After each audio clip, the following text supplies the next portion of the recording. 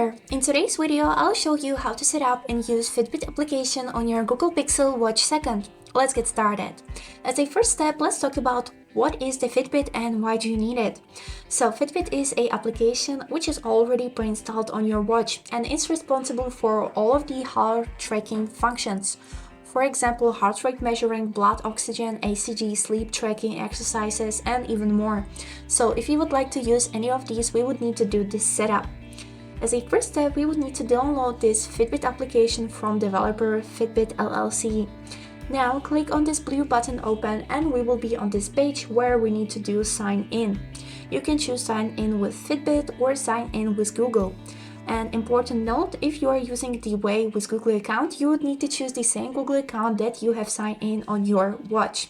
I have chosen my account and I'm clicking continue. As a next step, you will get this suggestion to try the Fitbit Premium, but if you don't want to, you don't need to because it will work without it also. And if you are a new user, you would need to give to this app some permissions like locations to track your road through exercises, some notifications and more. And also you will need to fill up information about your height, weight, sex and health condition. Now when you are done, you'll be on this homepage which is named today. You can see here some exercises which you have done today and also your activity.